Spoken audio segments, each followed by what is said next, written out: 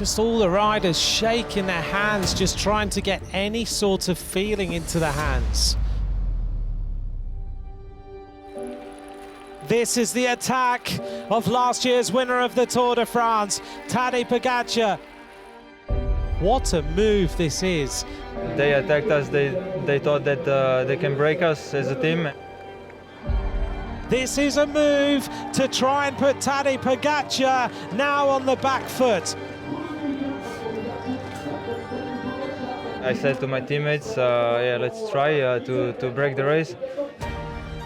This is him trying to deal blows to every single other rider who dreams of winning the Tour in Paris. Tadej Pogačar has ripped through the Tour de France like a tornado, and he crosses the line and will be the yellow jersey tonight. And we did it.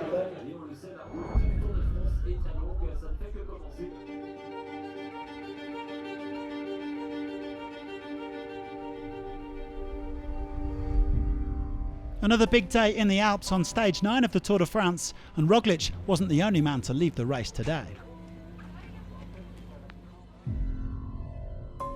Unfortunately, I will not start today. Mathieu van der Poel points to the sky. We decided with the team that it's in my best interest to quit the race and focus on the Olympics now. Alors ça c'est lourd, ça c'est lourd. Ça c'est lourd. Ça c'est très lourd.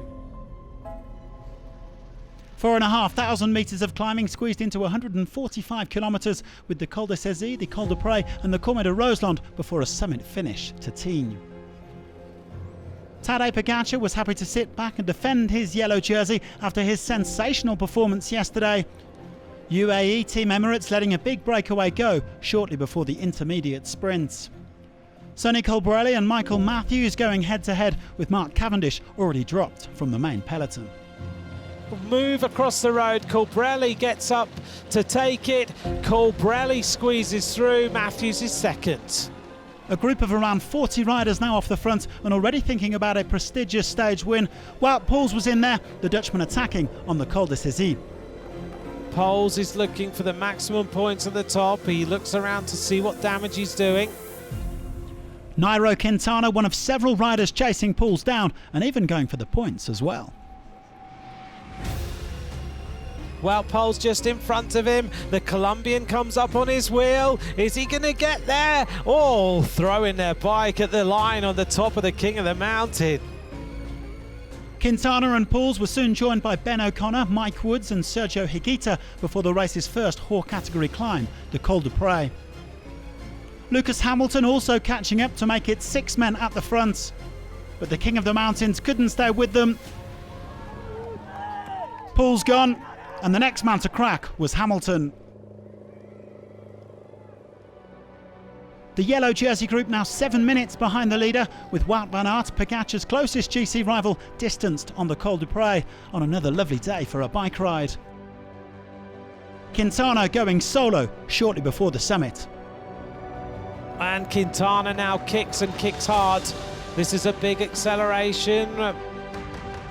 There was a short descent before attacking the Courmet de Roseland, giving O'Connor and Higuita the chance to catch up to Quintana. The Australian was now the virtual race leader on the road, some 8.5 minutes clear of the yellow jersey group. 7 minutes 25 maintenant, 7:25, 7 minutes 25, 7:25. Nairo Quintana takes the maximum points at the top of the Courmet de Roseland, ahead of Higuita, and on the back there, Ben O'Connor.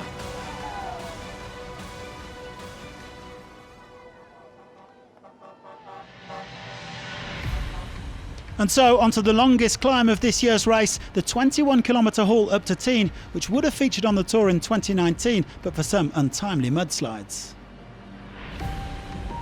We hit the base of the Monte de Tignes. Quintana's totally cracked.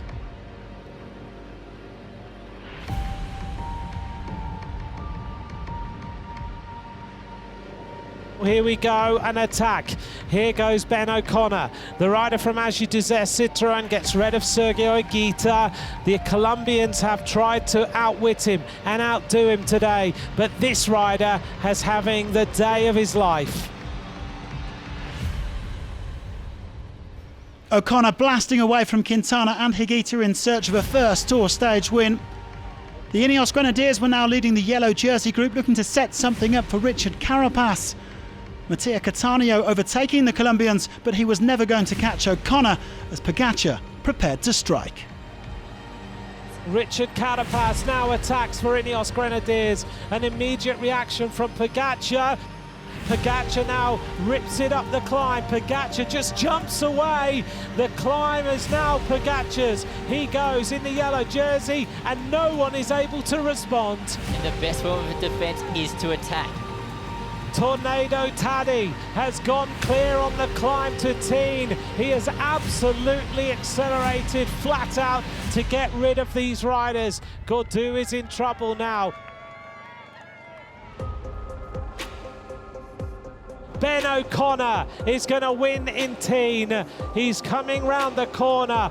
What a climb to Tignes. What a stage. Ben O'Connor, debut Tour de France. He wins the stage and he will move up into, I think, second in the Tour de France.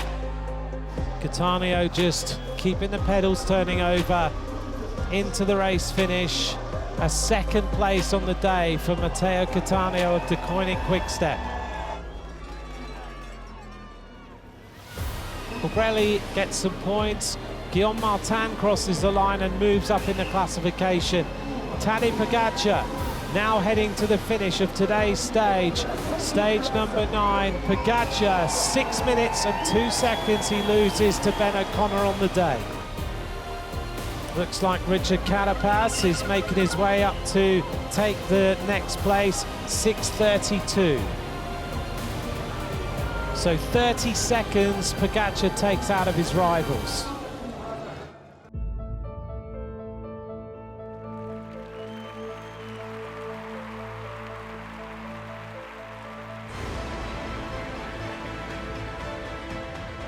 It's mind-blowing. As I said, it's what you dream of, and it's so fulfilling, and there's so much joy, and I've managed to control myself now compared to when I crossed the line, but I'm just loving every single moment. What a day for Ben O'Connor, opening his account on the Tour de France and moving up from 14th to 2nd overall. The Aussie even giving Pogačar a bit of a scare. And, it was, I accelerated just to be sure that I keep in yellow. But the defending champion is still in firm control of the Tour after dominating in the Alps. He's going to take some beating between now and Paris.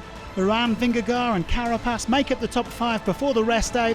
Quintana rewarded for his efforts with the polka dot jersey that he won in 2013. And Pogačar in white as ever as the best young rider. Look at the face of Cavendish. That's a painful look, but he has made it and he's held on to the green jersey by 1 minute 29 seconds. Cavendish went deep to make the time cut and stay in green. It's been one brutal first week and the fun continues after the rest day.